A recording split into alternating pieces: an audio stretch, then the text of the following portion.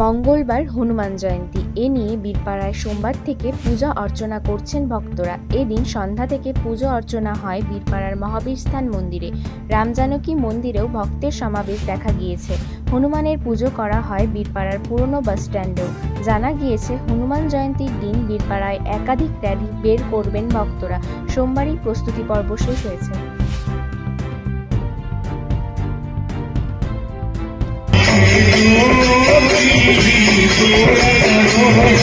বাগান থেকে লোকজন আসবে, বৌরুপিগুলো আসবে, ব্যান্ড পার্টি আসবে শিলিগুড়ি থেকে।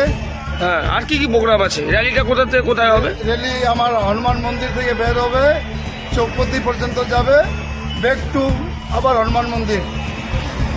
এটা কোন কমিটি আয়োজক করেছে? এটা বীরপাড়া হনুমান জনোৎসব কমিটি। আপনার 46তম বর্ষ। 46তম বর্ষ। আপনার নাম? প্রদীপ আগরওয়ালা। আমি জয়েন্ট প্রেসিডেন্ট।